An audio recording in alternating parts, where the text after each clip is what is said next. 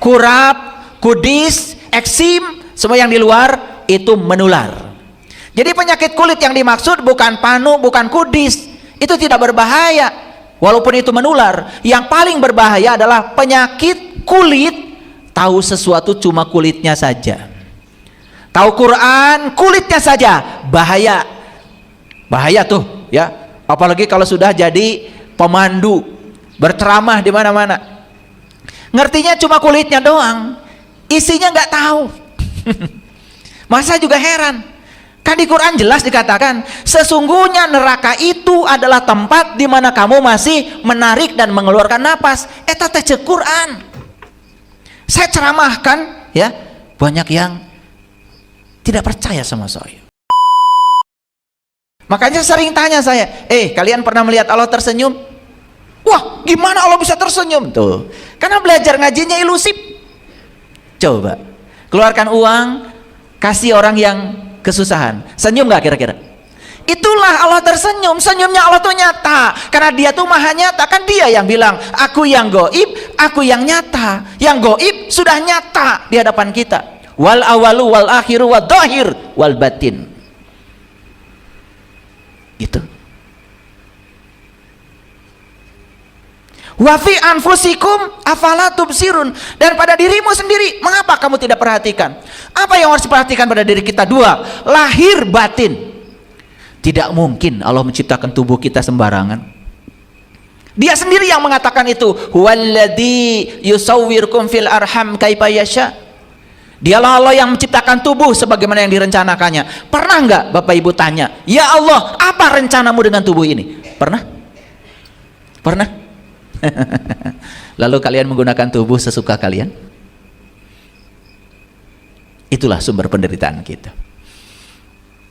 Coba tanya sama Allah, ya Allah, kenapa kau menciptakan wajahku seperti ini? Kenapa kau meletakkan telinga seperti ini? Dikasih anak telinga dengan segala kompleksitasnya. Mengapa kau ciptakan mata seperti ini, hidung seperti? Tanya sama dia, untuk apa kau ciptakan semua itu? Dia akan menjawab, dan dia akan memberikan jawaban kepada mereka yang mengalirkan pertanyaan. Maka sampai pada suatu titik kita menggunakan tubuh ini tidak menurut hawa nafsu kita, tapi menurut rencana dia yang telah menciptakan. Keren gak kalau gitu? Itu. Wah, ayat ini kalau dibahas nggak selesai-selesai kajian kita, ya. Jadi saya pesan satu saja, perhatikan dirimu, kenali dirimu, jangan habiskan waktumu untuk menganalisi orang lain. Oke. Karena tugas utama hidup adalah mengenali diri sendiri, bukan sibuk menghabiskan waktu untuk menyerang, menganalisa, memusuhi orang lain. Tidak ada yang berbahaya di luar kita, karena yang paling berbahaya adalah diri kita sendiri. Betul? Ya.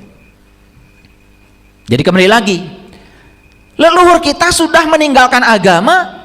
Agama itu adalah alat pertahanan diri untuk melindungi diri dari kejahatan diri sendiri.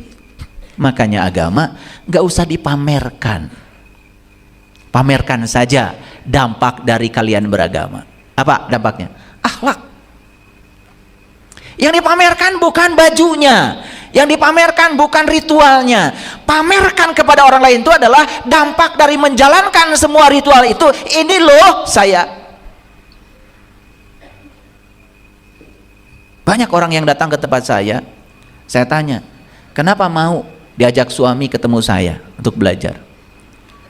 Jawabannya jujur, sederhana.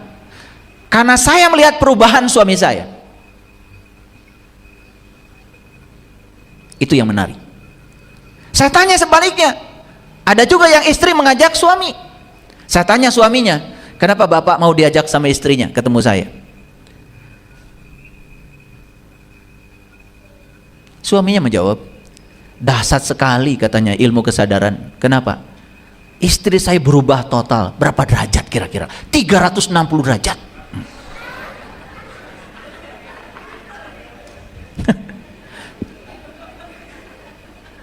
Memangnya apa? Pokoknya luar biasa. Dulu dikit-dikit ngomel, Sekarang masih ngomel, maksudnya cuman lebih jarang gitu. Itu aja udah 360 derajat. Kebayang sama saya dulu ngomelnya kayak apa. Jadi saya tanya perubahannya seperti apa. Biasanya sehari itu 100 kali Pak, sekarang ya 99. Perubahan sekecil itu saja membuat dia tertarik untuk belajar. Itulah ketika kita merubah ke dalam. Merubah ke dalam. Kalau saya ceritakan satu-satu nggak habis waktu ini.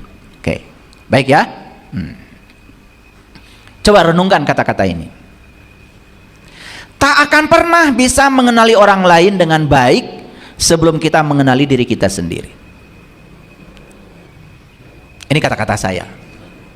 Karena saya belajar, sepanjang saya tidak kenal pada diri saya sendiri, saya juga tidak akan pernah bisa mengenali orang lain. Oleh karena itu, cara mengenali orang lain, ya kenali diri kita sendiri. Ibu, pernah ada orang yang marah sama ibu? Pernah? Atau sering? Oke, nggak apa-apa. Apa pesannya? Ketika dikata-katain yang kasar, yang merendahkan, enak gak kita? Gak enak. Pesannya apa?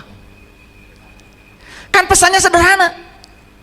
Oh, dikata-katain seperti itu saya gak enak, makanya saya tidak akan mengatakan hal yang sama pada siapapun. Itu orang waras.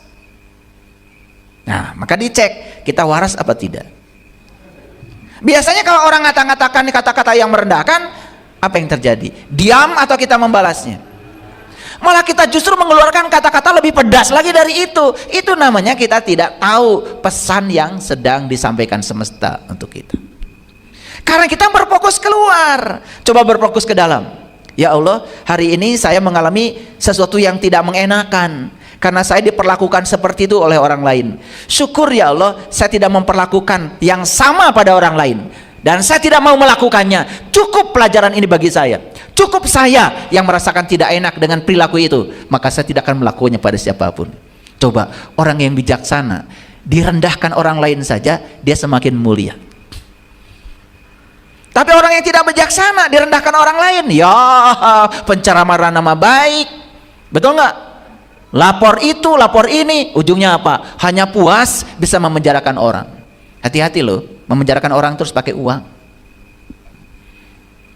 Yang nggak ada uangnya nggak akan diproses. Jadi daripada itu lebih bagus cari yang gratis, maafkan saja. Betul apa tidak? Murah. Dan memaafkan tuh egois loh. Karena memaafkan itu sebetulnya untuk kepentingan orang yang memaafkan. Hati-hati, ini ngaji agak tinggi nih, karena biasanya kalau kita memaafkan orang seakan-akan kita membuka jalan bagi orang. Tidak, memaafkan itu membuka jalan bagi dirimu sendiri. Makanya saya sering mengatakan memaafkan itu egois. Kenapa? Memaafkan itu keuntungannya bukan siapa-siapa kecuali buat dirinya sendiri. Makanya orang yang tidak mau memaafkan sebetulnya dia sedang meracuni dirinya sendiri. Oke. Bagaimana cara mengenali diri? Sederhana kok. Yang pertama, ketahui dan pahami diri kita. Setiap diri itu sempurna. Apa sempurnanya? Kan dalam setiap diri ada dua, ada kelebihan sekaligus juga ada kekurangan. Kelebihannya untuk disyukuri, kekurangannya untuk diperbaiki. Itu. Jangan-jangan sudah bertahun-tahun hidup, kalau saya tanya, apa kelebihan dirimu? Apa kekurangan dirimu? Jangan-jangan tidak tahu. Waduh, hidup model kayak gitu, ya, tidak berbasis SWOT itu namanya. Itu pasti hidupnya itu ya amburadul. Yang kedua, kalau saya tanya, bidang apa sih, ya, yang sangat kita kuasai dan kita senang melakukannya? Sudah ketemu belum?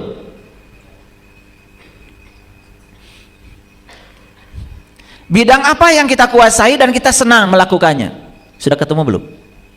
Jadi kalau hari ini kalian kerja masih menganggap beban, masih capek, itu Itu dia yang salah. Karena kalau dia mengerjakan sesuatu sesuai dengan bidangnya yang dia minati, pasti akan senang melakukannya. Waktu tidak membatasi lagi. Ikhlas itu datangnya di situ. 3, bisa nggak kita jujur pada diri sendiri? Ini yang paling berbahaya ini, ketika orang tidak bisa jujur pada diri sendiri. Misalnya, dia itu tidak tahu, tapi dia tidak tahu kalau dia itu tidak tahu. Kan sulit yang kayak gini diberitahu. Tapi kalau jujur pada diri sendiri, oh saya itu tidak tahu, dan sekarang saya tahu kalau saya tidak tahu, maka saya akan mencari tahu pada orang yang tahu. Jujur pada diri sendiri itu langkah awal untuk mengenali diri. Hadirin, orang yang tidak jujur pada diri sendiri tidak akan ada di tempat seperti ini. Orang yang mengatakan dirinya tahu, saya sudah tahu, dia tertutup dengan semua pengetahuan baru. Dan orang yang mengatakan saya sudah tahu, tidak ada juga di YouTube sekarang ikut streaming, tidak ada juga di TikTok sekarang ikut streaming, tidak akan ada. Orang yang mengatakan dirinya sudah tahu, tertutup dari semua pengetahuan. Dia hanya siap menjadi torrent yang menggelontorkan apa-apa yang dia sudah ketahui. Mana yang lebih hebat? Mendengarkan atau bicara? Mendengarkan. Karena keuntungan mendengarkan itu pasti akan ada pengetahuan baru yang kita dapat. Beda kalau bicara. Kalau bicara itu bisa jadi hanya mengulang-ulang pengetahuan lama yang sudah dia ketahui. Makanya saya setiap mau bicara, pasti saya menghubungkan dulu dengan alam tinggi saya. Saya mohon bimbingan supaya apa? Yang keluar dari mulut saya terhindar dari pikiran jahat saya. Dan kalau bisa bicara seperti itu, lagi bicara pun seperti ini, pengetahuan baru datang. Itu namanya intuisi. Jadi kita mengajar sambil belajar. Jangan dikira loh, saya ikut belajar sekarang, karena saya juga sudah mendengarkan diri saya sendiri. Makanya kalau kita sudah bisa mengakses alam tinggi, mengakses sidratil muntaha kita, mengakses langit ruhani kita, pengetahuan itu tidak pernah statis, selalu baru, baru dan terus baru. 4, dengarkan suara hati. Sering mendengar suara hati?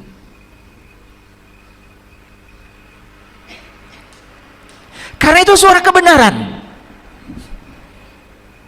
dan itu tidak akan menyalahi. Semua petunjuk dari suara kebenaran tidak akan menyalahi. 5, pusatkan perhatian pada saat ini, di sini, sekarang. Jadi saya sering mengajarkan, kalau kita mau makan, pikiran kita jangan di meja makan. Ketika cuci tangan, hadirlah saat cuci tangan, rasakan air mengalir, dengarkan suara air, itu kemewahan. Rasakan ketika air menyentuh tangan, itu mewah loh, karena suatu saat tangan ini tidak lagi diizinkan merasakan sentuhan air. Nanti kalau mati juga dikasih air, tapi tidak merasakan lagi sentuhannya, mumpung kita masih hidup. Itulah pentingnya hadir di sini, saat ini, sekarang. Itu yang disebut dengan surga itu. Karena saat kita hadir di sini, saat ini, sekarang, kita menganggap saat ini sebagai waktu yang paling penting, maka kita akan selalu melakukan tindakan penting pada orang penting. Selalu kali ditanya, kapan waktu penting bagi saya? Ya sekarang. Siapa orang penting bagi saya? Ya kalian yang sedang menghidupi saat ini bersama saya sekarang. Makanya saya abadikan ini, tidak sembarang. Ini kemewahan loh, belum tentu besok kita bisa bertemu dan berkumpul seperti ini lagi. Karena saat ini saat yang paling penting, dan semua orang yang bersama dengan saya saat ini adalah orang penting, maka saya hanya bicara yang penting-penting saja.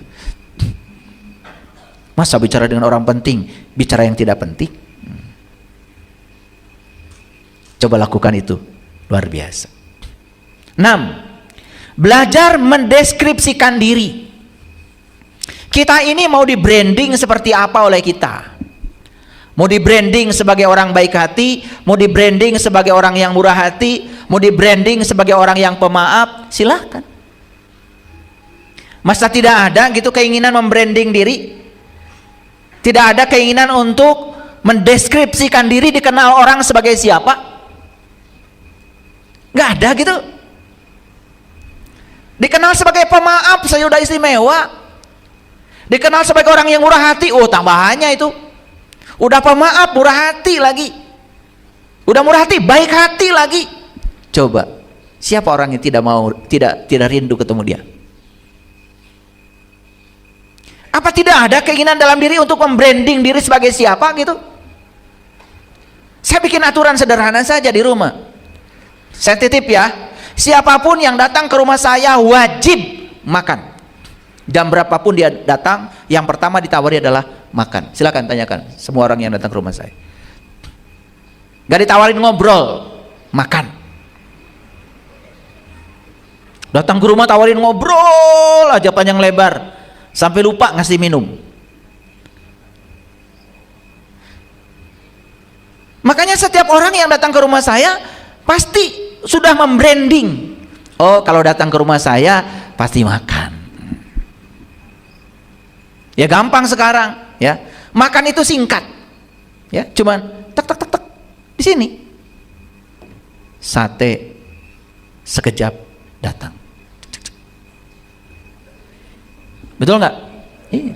Nasi tumpeng aja, cek, cek, cek, datang. Nasi kebuli, cek, cek, datang.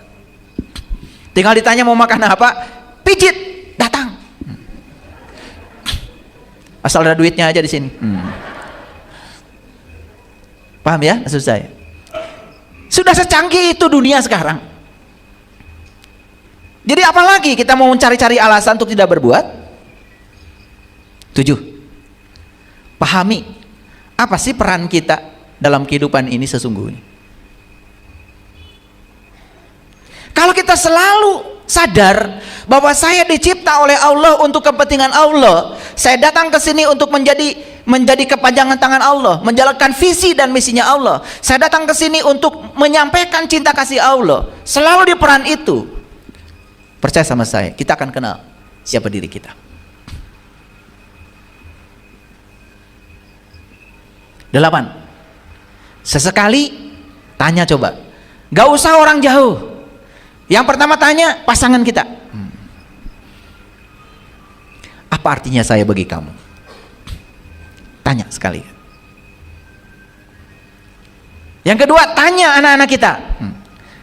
Kalau saya suka nanya sama anak-anak, apa pandangan kalian tentang ayah? Apa yang kalian rasakan dengan keberadaan ayah di rumah ini? Biar kita perlu feedback loh dalam hidup. Jangan sombong. Sesekali gunakan mulut orang lain untuk menunjukkan kelemahan kita. Pernah nggak melakukan itu? Pernah? Nanti pulang ke rumah bilang sama suami, "Pak, terserah nyebutnya apa. Apa pandangan papa terhadap saya sebagai istri?"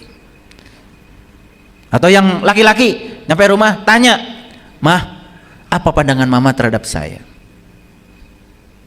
Bagaimana bisa terjadi perbaikan kalau kita tidak mau mendengar feedback dari orang lain? Lalu kita ambon sorangan, merasa paling kepala rumah tangga, merasa paling hebat. Yang keluar adalah, kurang apa sih saya? Nah, sombong. Kalau saya digitukan, kurang apa saya? Kurang banyak.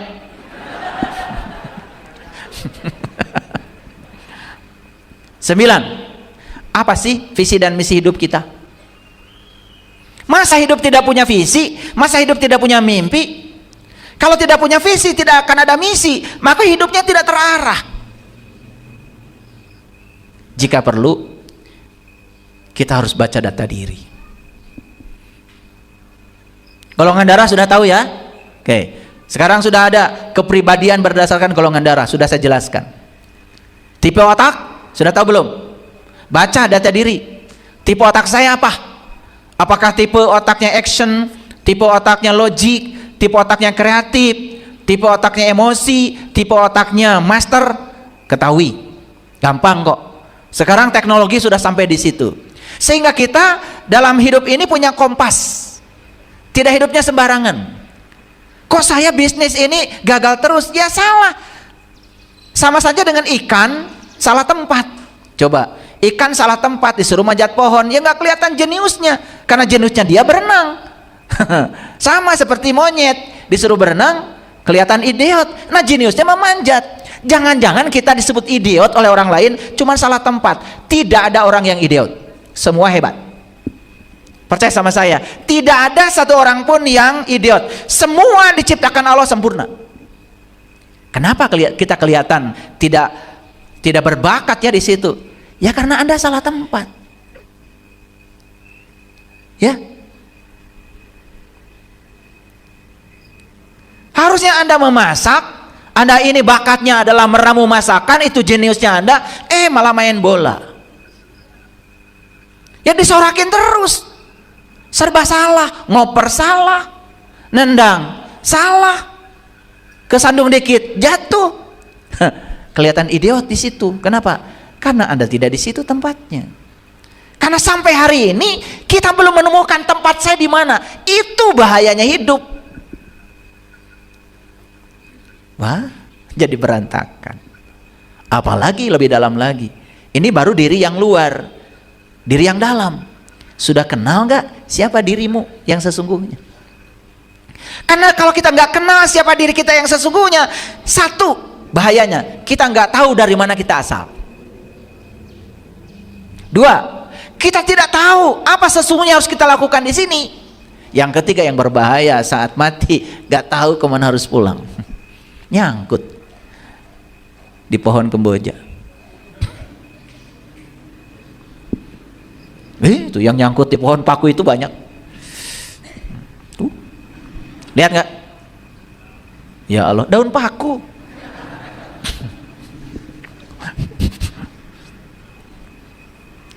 Saya ini, mohon maaf, saya minta dulu sama guru-guru saya minta ditutup supaya saya jangan lihat yang kayak gitu.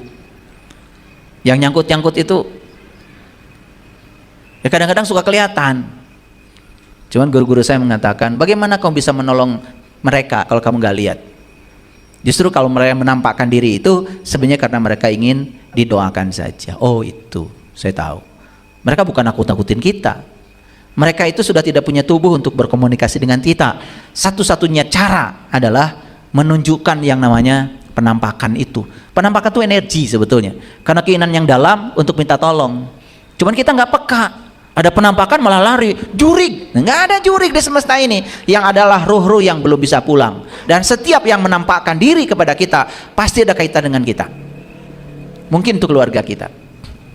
Dengan cara apa mereka minta tolong? Karena mereka sudah tidak punya mulut untuk berbicara. Hak untuk tinggal di tubuh ini sudah tidak diberikan lagi. Satu-satunya cara adalah menggunakan energi untuk kita pahami. Kitanya yang nggak paham.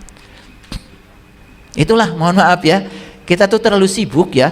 Sibuk melakukan ini itu sembari tidak pernah menyadari yang dilakukan ini buat apa, dampaknya seperti apa, melakukannya seperti apa supaya hasilnya positif. Oke. Apa manfaat kita mengenali diri? Satu, mudah sekali meningkatkan kelebihan dan memperbaiki kekurangan. Lebihnya kita gampang untuk diasah, kekurangan kita menjadi pelajaran, memotivasi kita untuk terus memperbaikinya. Kan hebat. Dua, kita bisa lebih mencintai diri kita sendiri. Karena tidak mungkin kita bisa mencintai orang lain sebelum kita berhasil mencintai diri ini seutuhnya. Jangan-jangan karena kita tidak kenal diri kita selama ini, kita tidak cinta pada diri kita sendiri. Jangan-jangan malah menganggap diri ini tidak pantas, tidak layak. Waduh, pinter, dabdi majalmi bodoh. Orang lain sekolah, biaya dari mana? Jadi terus memposisikan diri sebagai yang tidak pantas, memposisikan diri sebagai yang tidak layak. Hati-hati ketika kita merendahkan diri kita, sebenarnya kita sudah merendahkan Allah yang ada dalam diri kita. Maka Allah bilang, ya sudah kalau begitu, aku tergantung sangkaan kamu saja. Makanya nasibnya tidak berubah. Masalahnya itu saja. Penderitaannya tidak pernah keluar, selalu di situ-situ saja. Ya, sakit-sakitan, duit nggak punya, konflik banyak. Wah, udah gitu bilang ini mah takdir. Tuhan macam apa yang mentakdirkan hamba yang dicintainya hidup menderita? Kita datang ke dunia ini untuk bahagia loh. Sudah dikasih potensi, jasmani kita sempurna, diberi kecerdasan yang bernama otak, diinstalkan yang namanya ruhku, dirinya sendiri kepada kita. Kurang apa kasih sayang Allah? Kenapa hidup kita tidak berkelebihan? Kenapa tidak berkelimpahan? Kenapa serba kekurangan? Bukan takdir itu. Itu semua karena kita tidak menggunakan semua potensi yang Allah berikan kepada kita sebaik mungkin. Kita salah tempat. Kita salah asuh pada diri kita sendiri. Yuk, nggak apa-apalah kita yang sudah tua. Tapi anak cucu kita jangan sampai mewarisi ini semua. Putus cara hidup yang semacam itu. Potong oleh kita. Jangan mewariskan warisan genetik yang buruk kepada mereka. Kasihan mereka. Tadi malam saya menyelesaikan sebuah persoalan. Ada seorang anak, dia merasa tidak layak dalam hidup, murung, tidak bergairah, merasa setiap orang menyalahkan dia. Kemudian saya coba masuk ke alam bawah sadarnya. Apa yang terjadi? Ternyata selama ini dia mendengarkan kata-kata yang kurang bagus dari orang tuanya. Bahkan anak dipaksa harus begini, harus begitu, harus seperti orang tua mereka. Dan orang tua tidak mengerti keunikan anak ini. Ternyata begitu saya bongkar ke dalam, anak ini jenius. Saya menemukan jeniusnya di bidang apa. Tapi jeniusnya anak ini habis karena apa? Karena dia dibentuk oleh orang tuanya harus seperti yang orang tua mau. Ini orang tua yang tidak bijaksana. Anak itu tamu agung yang datang ke semesta untuk menjadi diri mereka, bukan jadi dirimu. Karena masalahnya bukan di anak ini, di orang tuanya. Saya panggil orang tuanya. Tapi orang tuanya kemudian menyadari. Setelah selesai semua di-healing oleh saya, yang terakhir adalah mereka saya suruh pelukan. Dan saat pelukan saya melihat energi cinta yang luar biasa muncul dari keduanya, dari orang tua dan anak. Dan pagi-pagi saya lihat anak ini penuh dengan gairah hidupnya. Selesai alam bawah sadar. Bayangkan. Jadi kalau anak kita ini mohon maaf tidak sesuai dengan yang kita mau, jangan-jangan mereka mewarisi pikiran-pikiran kita yang negatif dan sudah masuk di alam bawah sadarnya. Yuk sekarang kita sebagai orang tua terbuka kepada anak-anak. Jika perlu minta maaf nggak apa-apa, jangan gengsi pada anak, ya. Apalagi, mohon maaf, terkadang orang tua tidak sengaja, ya, berkonflik dengan pasangan di depan anak. Itu masuk, itu menghujam ke alam bawah sadar. Ya, yuk kita belajar kesadaran ya, belajar kesadaran, ya. Lebih mencintai diri sendiri. Yang ketiga, lebih mudah bersyukur. Yang keempat, mudah mencari solusi dan menentukan solusi buat diri kita. Yang kelima, mudah beradaptasi. Makanya kecerdasan tertinggi manusia dilihat dari kemampuan dia beradaptasi. Yang keenam, mampu menentukan pilihan dan tujuan hidup. Yang ketujuh, jadi lebih tahu potensi diri. Yang kedelapan, bisa lebih menghargai dan memahami perspektif orang terhadap dirinya. Coba, kalau ini semua manfaat ini sudah muncul dalam diri kita, saya pastikan hidup kita penuh dengan keberkahan.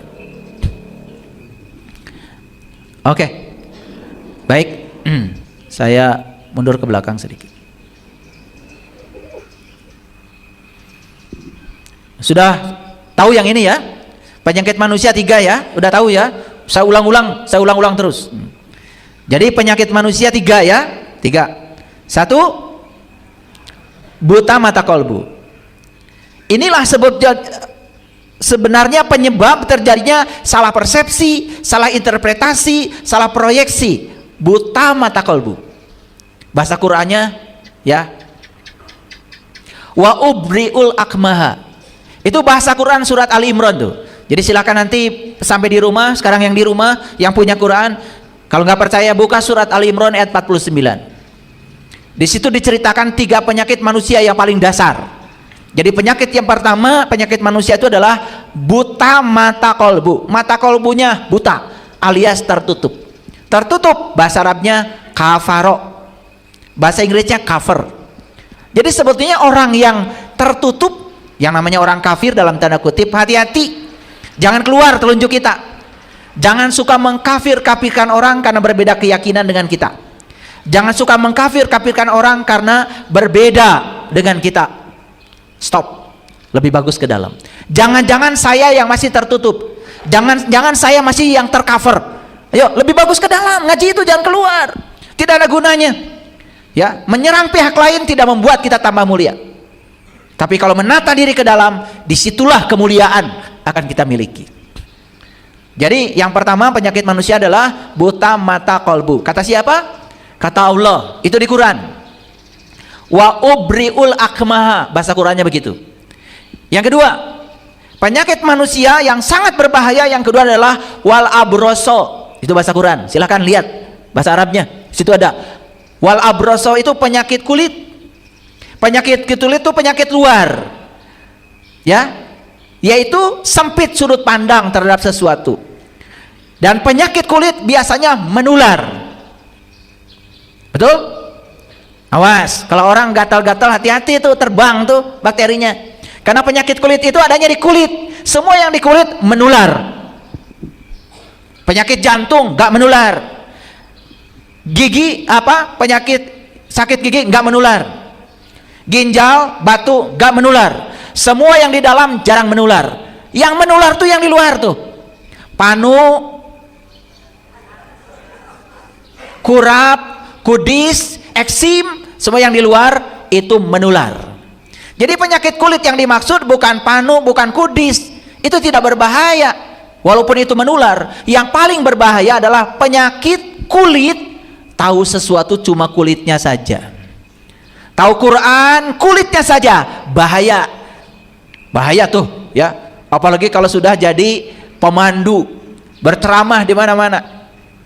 Ngertinya cuma kulitnya doang, isinya nggak tahu. Masa juga heran. Kan di Quran jelas dikatakan, sesungguhnya neraka itu adalah tempat di mana kamu masih menarik dan mengeluarkan napas. Eta teh Quran. Saya ceramahkan, ya, banyak yang tidak percaya sama saya. Saya katanya bikin neraka baru. Itu Quran, saya nggak ngerti. Katanya dia pedoman hidupnya Quran. Begitu saya ngomong dari Quran, malah saya disalahkan. Ini penyakit kulit. Makanya penyakit kulit itu kerjanya menyerang orang, bukan menata diri ke dalam. Ini bahaya penyakit kulit. Dan penyakit kulit ini menular. Kalau kebencian ini ditularkan kepada yang sama-sama pembenci, bahaya itu. Bisa mencelakakan orang lain. Itu penyakit kulit.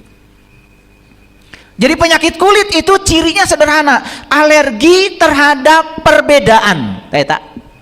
Mun batur beda teh, ngewa, kudu sarua. Memang beda itu salah gitu? Kan sama juga belum tentu bener.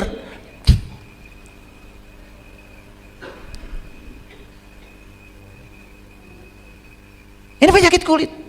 Alergi terhadap perbedaan. Kalau sudah alergian terhadap perbedaan kan bahaya. Kita ini hidup di negara yang majemuk. Coba Indonesia, majemuk suku bangsanya, betul nggak? Majemuk adat istiadatnya, majemuk keyakinannya, majemuk budayanya, majemuk tradisinya. Bayangkan. Kalau ini tidak diperbaiki, penyakit kulit ini menganggap semua yang berbeda itu salah menurut sudut pandang dia, kan sangat berbahaya. Ini penyakit yang sangat berbahaya. Nomor 2. Nah, nomor ketiga, ini lebih bahaya lagi. Di dalam Quran dikatakan wa uhil maut.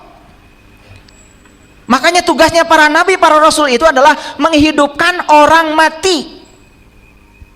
Yang mati seperti apa? Udah mati dihidupkan gitu? Bukan. Orang yang hidup tapi mati harus dihidupkan. Bukan orang mati beneran dihidupkan. Nggak ada urusan itu. Saya tanya sekarang, nih yang hadir nih, pada hidup apa mati? Kan ngakunya hidup, betul nggak? Tapi kenyataannya mati, terutama kesadarannya. Nah, mati kesadaran itu artinya masih mabuk. Maka di Quran dikatakan, janganlah orang mabuk mendekati tempat sholat. Tahu maksudnya? Langsung diterjemahkan, ya, awas yang habis minum nuk itu mah boro-boro ingat sholat. Kita tuh kalau mengartikan sesuatu letterlek. Janganlah orang mabuk mendekati tempat sholat. Bener-bener awas, mana yang mabuk tong sholat, mongan mana nage sholat. Ngerti maksud saya? Nah, ini karena penyakit kulit yang gini diartikan letterlek. Dianggap dia yang sholat tidak mabuk.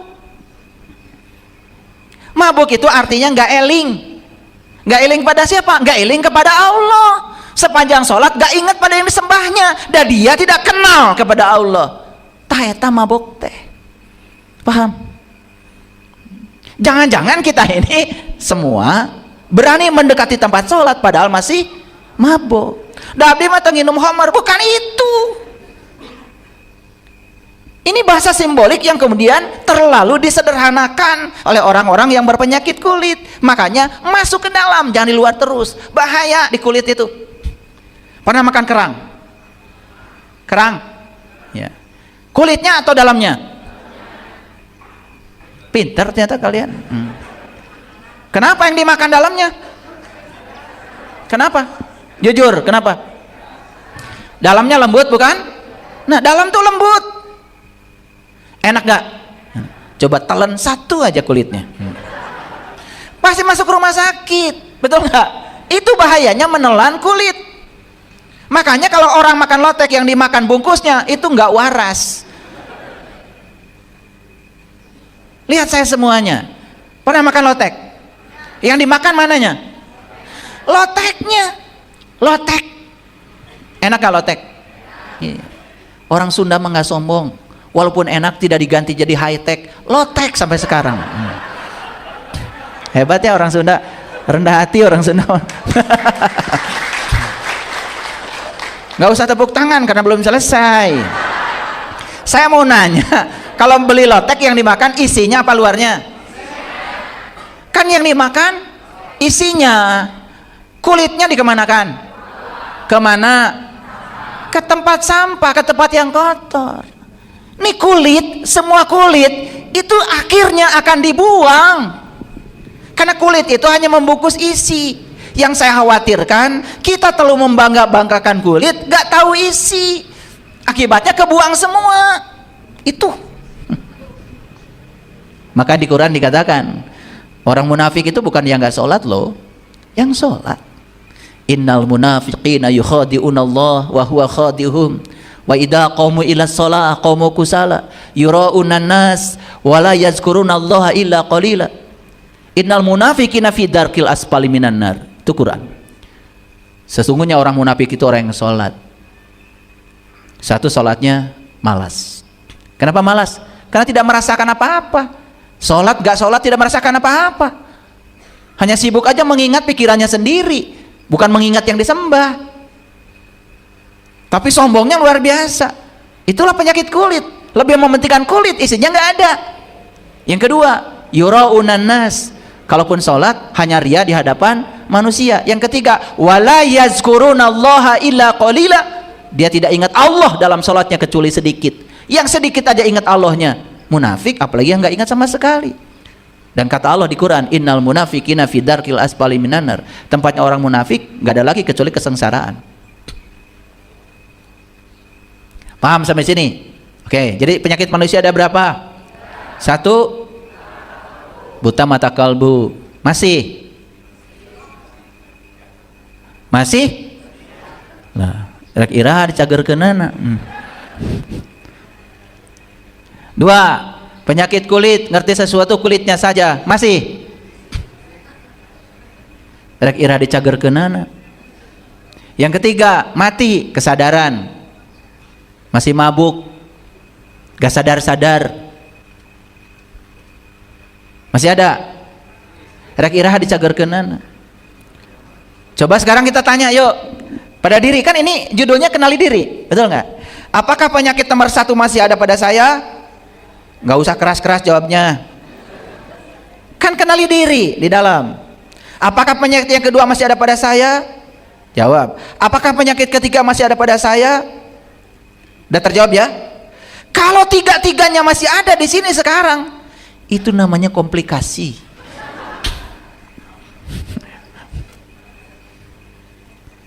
Komplikasi itu. Ini Quran loh ibu bapak, bukan saya ngarang. Penyakit manusia itu yang paling besar dan berbahaya 3 ini. Oke, sekarang kita masuk pada kajian ilmiah dulu. Ibu bapak lihat saya semua, lihat sini. Ini tubuh saya tersusun oleh atom, setuju? Oke. Jadi semua orang fisika, biologi, kimia, orang sains sepakat bahwa yang pertama Allah ciptakan di alam semesta ini, dulu kan awalnya kekosongan. Setelah kekosongan Allah ciptakan energi, ya toh? Setelah energi tercipta, terciptalah yang namanya materi. Nah, energi yang tercipta pertama kali itu foton. Maka foton itu kemudian ya melakukan proses penciptaan dengan menciptakan materi dan antimateri. Itu. Ya. Jadi gelombang elektromagnetik itu, energi itu menciptakan 2, materi dan antimateri. Tapi karena materi dan antimateri itu saling meniadakan, maka jumlah materi yang tercipta di alam semesta lebih banyak daripada antimaterinya. Itu yang menyebabkan materi ada sekarang. Jadi semua materi berasal dari energi. Oke. Nah, semua alam semesta ini tercipta oleh unsur terkecil pembentuk alam semesta, namanya atom. Ada apa sih dalam atom? Atom itu banyak. Ada natrium, ada magnesium, ada aurum, ada ferum, hidrogen, nitrogen, ya banyak. Oksigen, karbon, banyak. Kalau saya sebutkan sampai sore nggak selesai nih, ya. Nama-nama atom saja. Nah, atom ini kemudian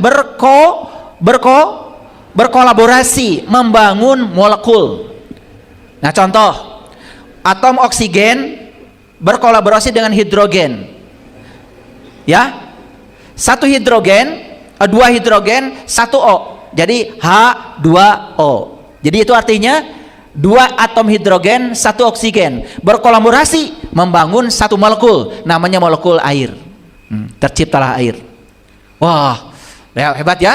Ada karbon dioksida, ada karbon monoksida, ada hidrogen H2, ada nitrogen N2. Itu yang suka pakai bahan banyak terbentuk. Semua tersusun oleh atom. Oke.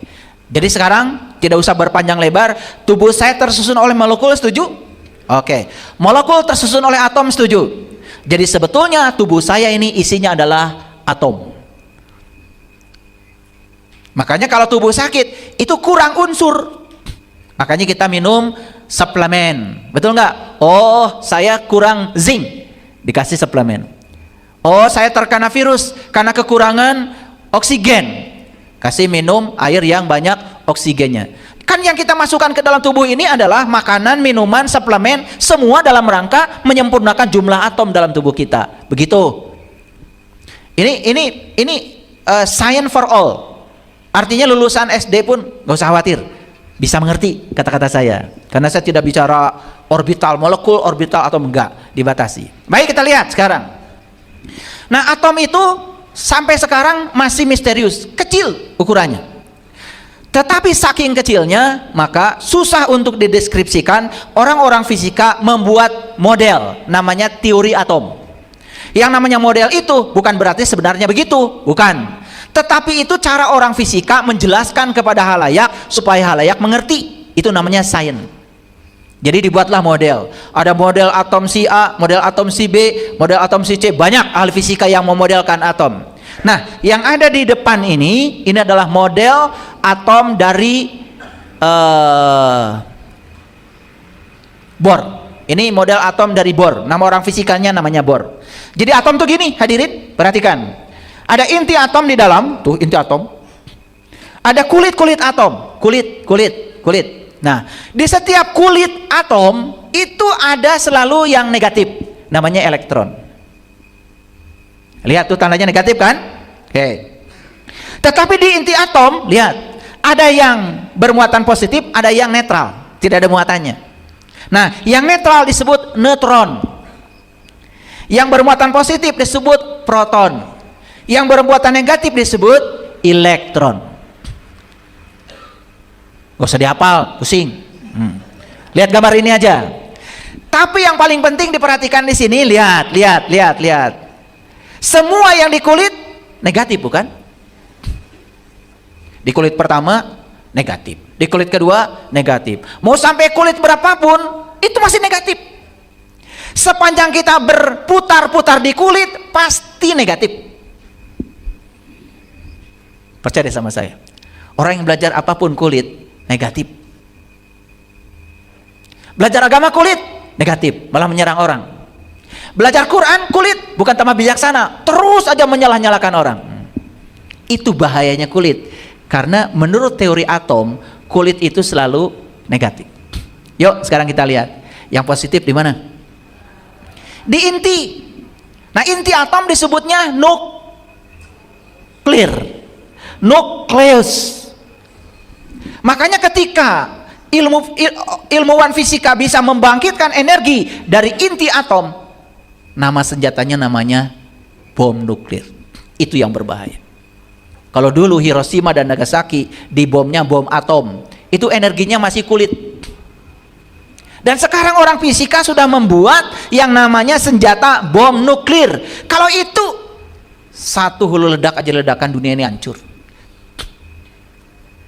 Karena energinya yang sangat dahsyat. Dari mana energi itu? Kalau saya jelaskan energinya dari mana, pusing Bapak Ibu. Tetapi pelajarannya adalah kulit selalu negatif. Inti di mana? Di dalam. Di inti itu ada dua. Lihat, ada neutron yang netral, ada proton yang positif. Bisa menangkap pesan dari sini? Pesannya sangat luar biasa. Kalau bagi saya, ternyata netral selalu dekat dengan positif. Coba Bapak Ibu, kalau ada orang mengadu kepada kita, netral dulu. Nih suami istri ngaduna sebelah. Suami saya gini-gini nih, tong maka dipercaya, netral. Betul nggak? Karena kalau kita sudah tidak netral, nanti kita jadi marah. Kayak orang tehangan tah salakina. Tuh. Padahal baru dengar sepihak. Nanti ketemu suaminya, ternyata suaminya bicara yang berlawanan. Era apaan? Betul nggak? Hanas geus ditutunjuk, ternyata yang salah dua-duanya. Mun bener hiji mau apa saya? Itu ya, makanya netral itu selalu dekat dengan yang positif. Hadirin, saya tidak akan mengajarkan hadirin semua berpikir positif, tidak. Berpikir netral saja. Karena netral dekat dengan positif. Cok, netral aja. Kalau ada orang yang mengadu, netral dulu. Netral. Nonton bola, netral. Raos. Coba. Nonton bola sudah tidak netral. Leheng mun menang. Betul nggak? Tadi na elehna, nepi ka teu bisa dahar. Ada orang yang kalah klub kesayangannya sampai maut di depan TV. Itulah bahayanya. Makanya kalau berpikir positif ada lawannya, berpikir negatif. Nih, kalau kita berpikir netral, selalu dekat yang positif. Ini pelajaran dari fisika luar biasa hadirin.